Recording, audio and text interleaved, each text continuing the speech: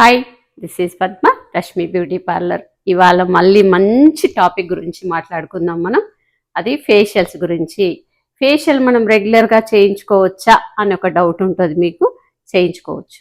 అది ఎవరితో? ఒక మంచి సీనియర్ ఎక్స్పీరియన్స్ ఉన్న బ్యూటీ థెరపిస్ట్తో. ఎందుకంటే మన ఫేస్ తీసుకుపోయి వాళ్ళ చేతిలో పెట్టినప్పుడు మనం మాత్రం మనకి నాలెడ్జ్ ఉండాలి.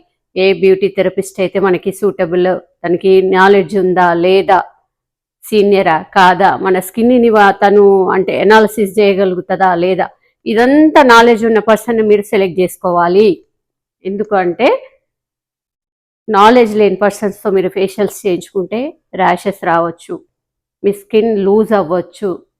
మాకు ఎక్కువ వెయిట్ వేస్తేనే మేము హ్యాపీగా ఉంటాము, ఫేషియల్ అంటే అలానే ఉండాలి, వెయిట్ వేస్తేనే మాకు రిలాక్స్ అవుతుందని చాలామందికి ఉంటుంది. అది కానీ అది కరెక్ట్ కాదు.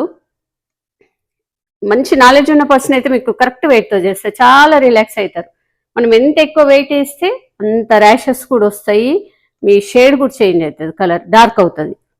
మళ్ళీ ఎక్కువ టైం తీసుకోవాలన్న ఫీల్ ఉంటుంది కస్టమర్కి.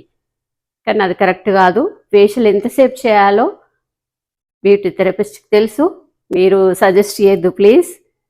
ఎంత టైం చేయాలో అదే టైంని మెయింటైన్ చేయనియండి, ఎక్కువ చేయమని అడగొద్దు మీరు. అది కరెక్ట్. అందుకని మంచి బ్యూటీ థెరపిస్ట్ దగ్గరికి వెళ్ళండి, మీరు ఫేషియల్ చేయించుకోవచ్చు. మనకు బాడీకి యోగా చేస్తే ఎంత బెనిఫిట్స్ ఉంటాయో ఫేషియల్ చేయించుకుంటే కూడా అంత బెనిఫిట్స్ ఉంటాయి. ఓకే, మళ్ళీ ఫ్యూచర్లో కూడా ఫేషియల్స్ గురించి మాట్లాడుకుందాం మనము. ఓకే.